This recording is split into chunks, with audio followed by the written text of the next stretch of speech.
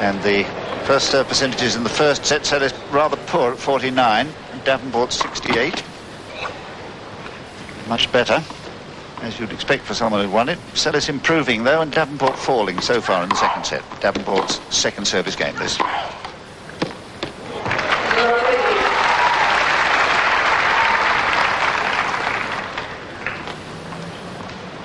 I think the only question mark we all had at the US Open when she played Graf in the final is about her stamina, whether she'd last the pace, and certainly she didn't last the pace very well. She was visibly tiring as she lost that final set.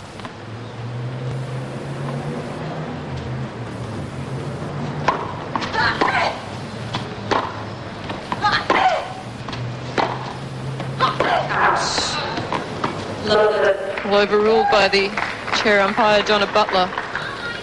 And Monica did look a little tired in the third set against Steffi Graf. And it doesn't matter how much you practice or how much work you do on and off the court, nothing replaces a match situation.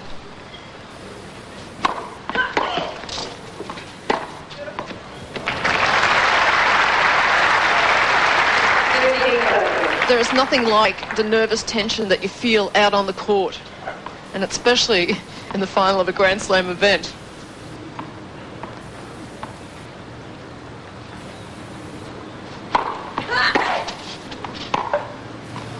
Great play. Had to improvise. Chucked up against her body. Have another look at this from the low-angle camera. Couldn't get her feet away in time, but nevertheless tried that lovely off forehand. 30 all.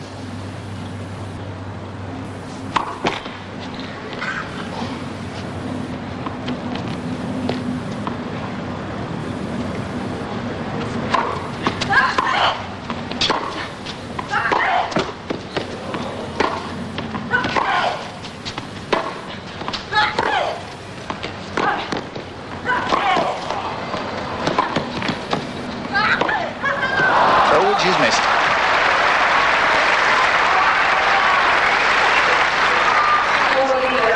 And the match being played in wonderful spirit, Wendy.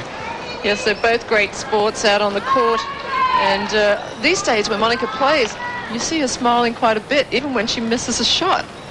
And occasionally, when her many fans are cheering courtside, she'll even wave to them in the middle of a match.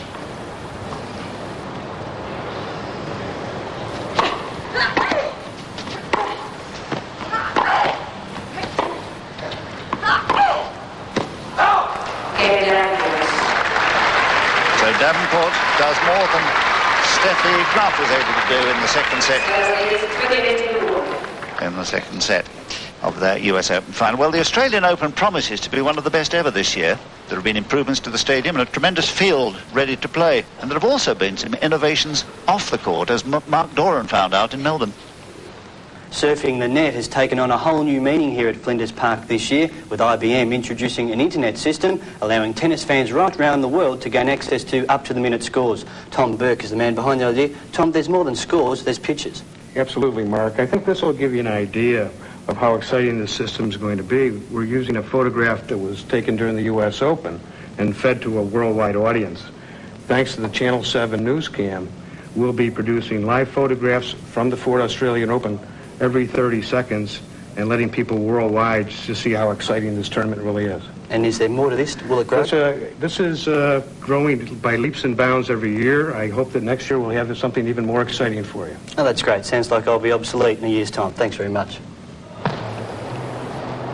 Love 15. 3-1, second set.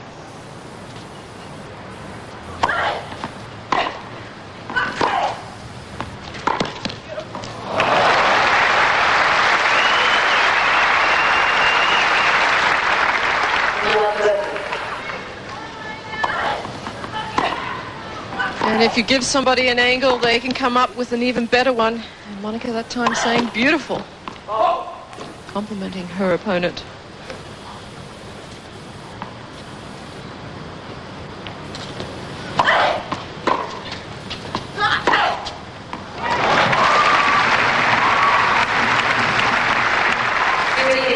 I think the point you were making about her enjoyment was all brought home to her when she was absent those 2 years and realised just how much she loved this game.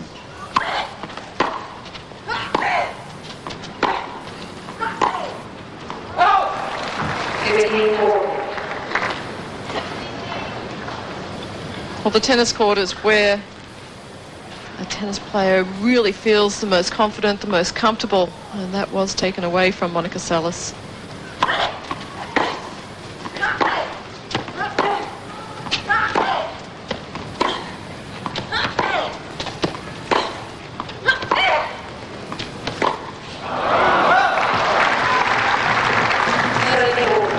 Well, that was just pure guts and determination because Monica struggled in that point. But she's still down break point.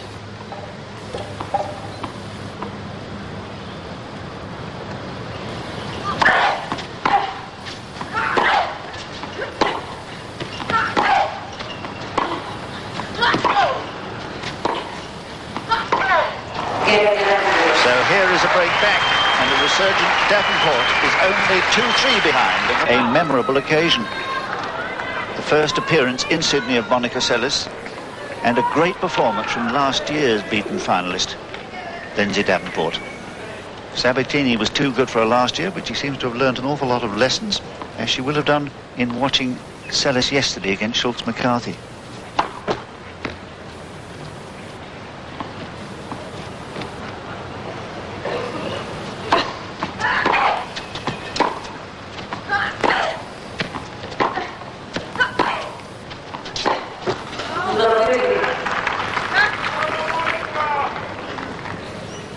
Did you expect to see Davenport play this well?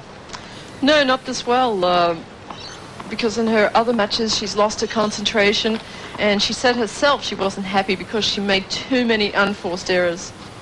But then she did say after she beat Date yesterday that she knew she couldn't let Monica dictate play, and she hasn't, because Lindsay's gone out and she's hit the ball hard and she's kept great depth and she's kept Monica guessing. And that was just a well-placed serve. Right down the middle. This is what it looked like for Monica. You can see she just had no chance. It wasn't hit extremely hard, but well placed. 154, Kay.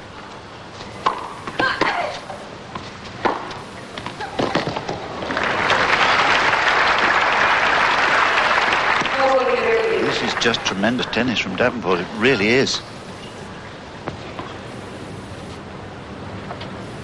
Hitting deceptively hard. It's not always easy from behind the court, where we always watch the matches from, to experience the pace. And out hitting the world number one throughout that game to draw level at 3 games all. And now the match very, very open indeed. Well, it's still anyone's match or championship. And we know that Monica is a real fighter.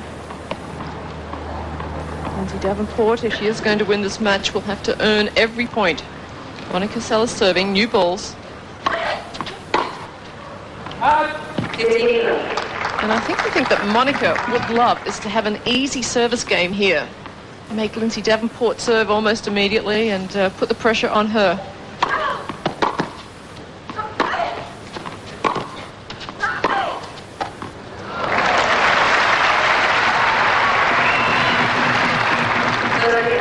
And Monica Seles has had the chance in a few games where she's led 30 love or had Davenport down love 30.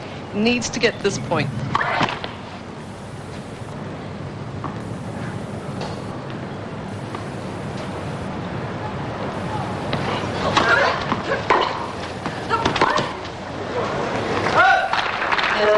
Again, forced into a one-handed forehand.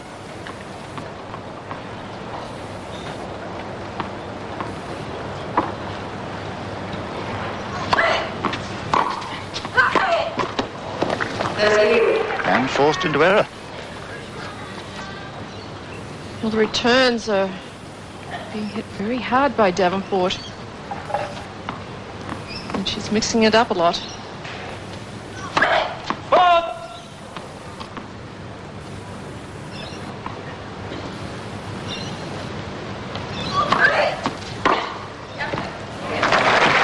acknowledged by Seles there with a little yep. So a serious moment this for the Seles camp. Break point.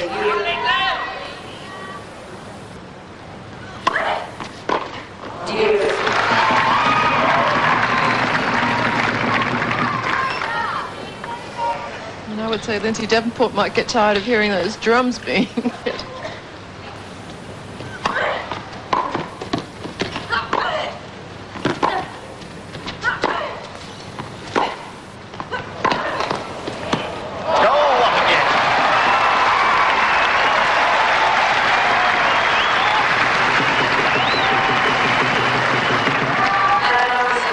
Well, it looked like this could have been Davenport's point. Monica was pulled well wide, having to hit another one-handed. Davenport lets it go, and it lands just inside.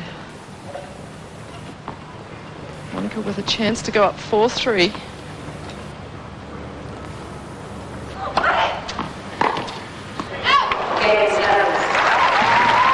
Going for broke, but missing this time.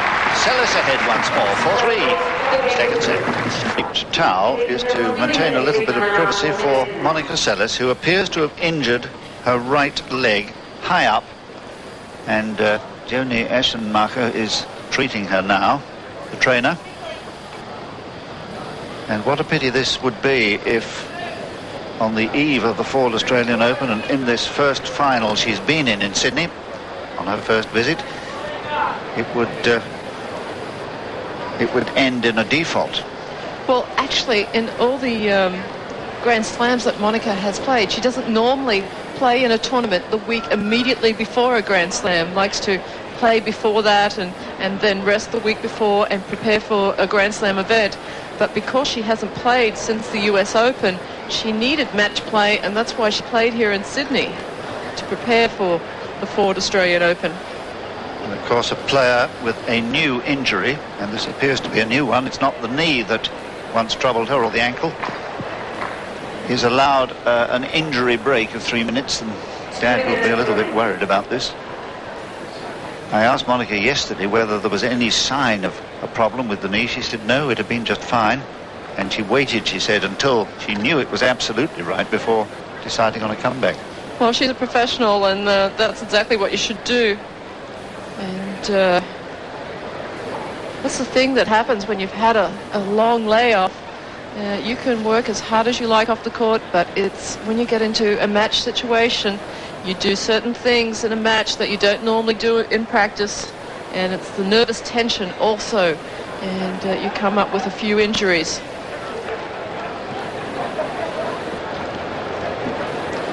Davenport, very sensibly, is making her way, or has made her way off the court, probably to change a shirt, I would guess.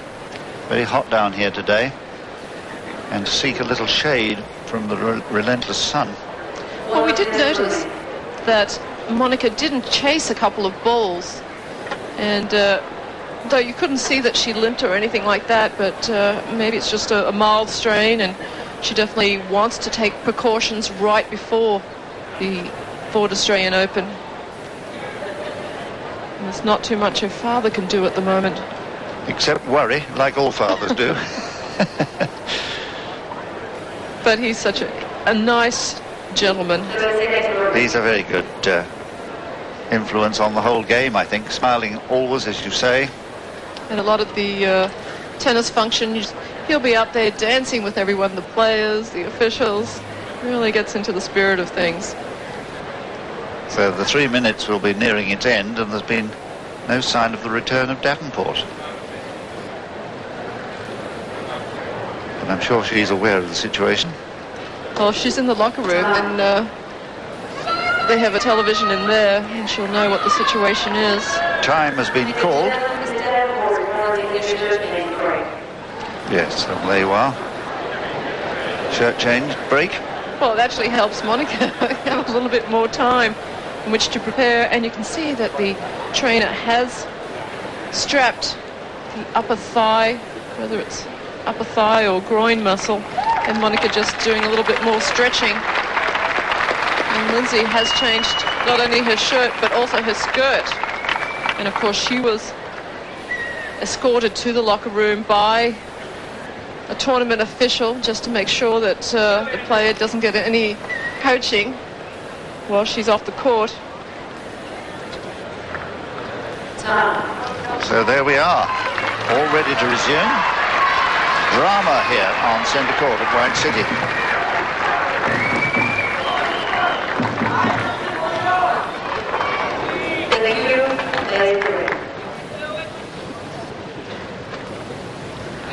Just to remind you of the score, it's 4 games to 3 to Seles.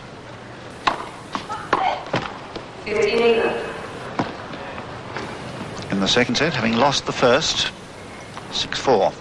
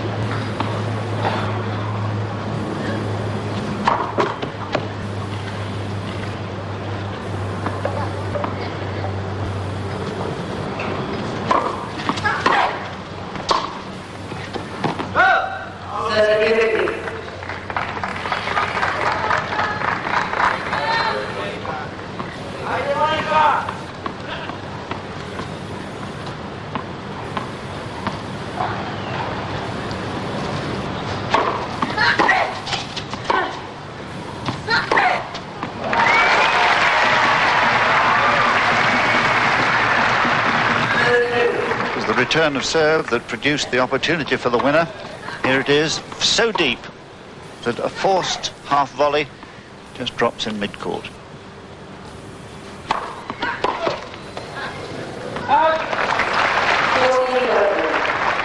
Well, I think Davenport today has served almost as well as Schultz-McCarthy did yesterday.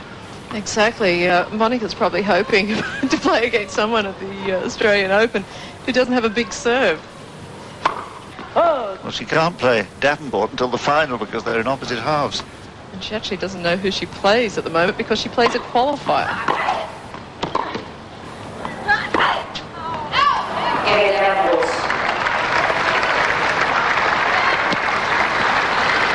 No compromise, as you note. There never has been with Seles. When danger threatens, she just hits the ball even harder. We must watch carefully to see her movement in this game.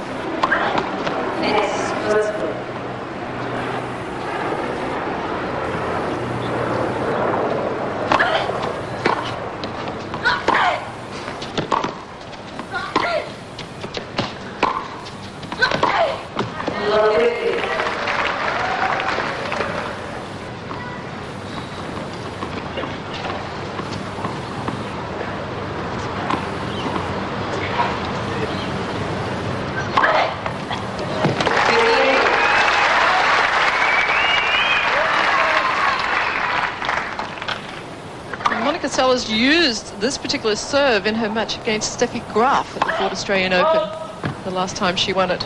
One of the best tennis matches between two great women champions that I have ever seen, the 1993 final. And interestingly, Seles regards that as the peak of her pre-stabbing career.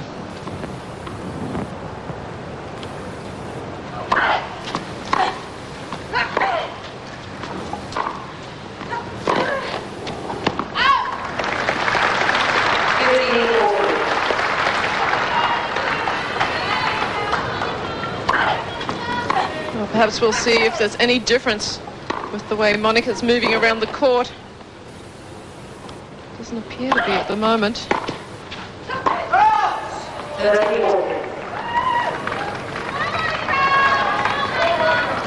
But it is her right leg. I don't know whether it will affect her when she's serving because it's her right leg. She has to push up and off it.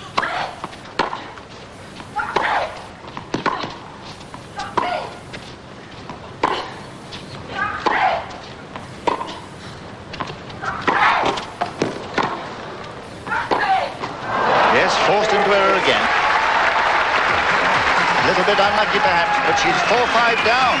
A sensation in the making perhaps. Davenport will be serving for the match when we return. Of their seats here, it's been a marvellous performance from Lindsay Davenport. The Rookie of the Year 2 years ago has certainly come of age. The chance to serve for the match here against the world number 1.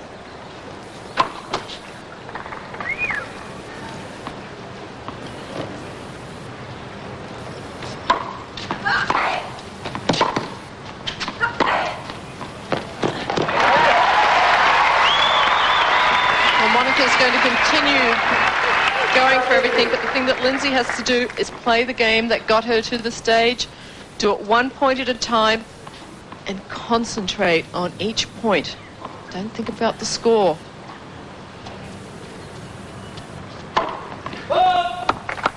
Because once you start thinking about, I'm serving for the match, you're not concentrating on the point.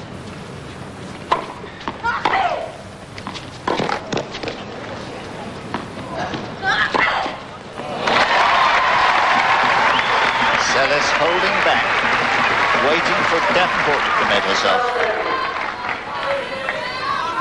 Saw the gap. Love 30.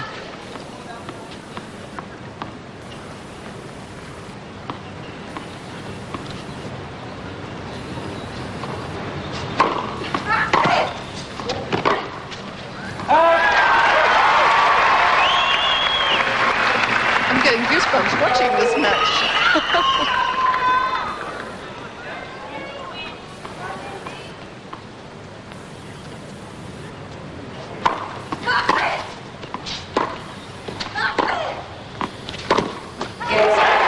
Well, would you believe it? Delight among the Seles supporters that the match is still alive. And full marks to Seles. Determination on every line of her face as she broke to make it 5-all. And she broke to love. And that was the first love game in the whole match.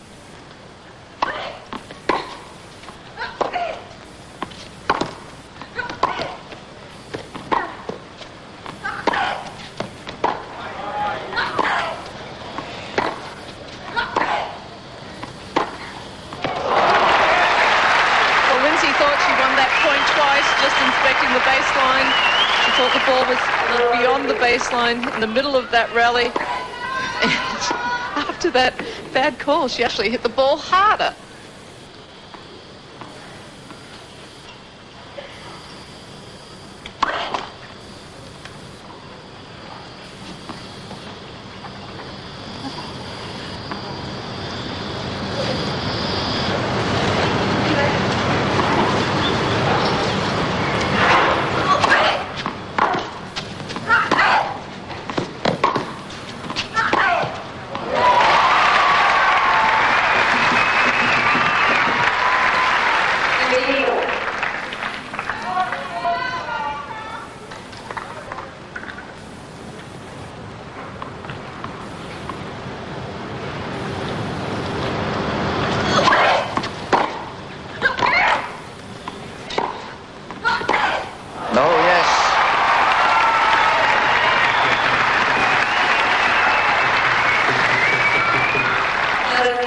Loves the target.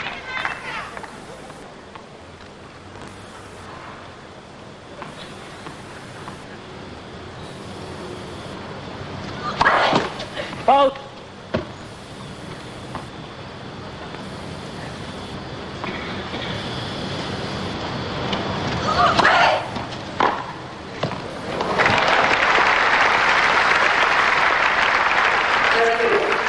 Cost her very dear, and she knows it, not getting in enough first serves.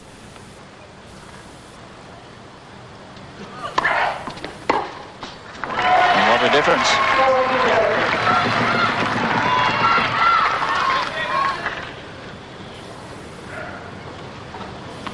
This calls for a good first serve right here.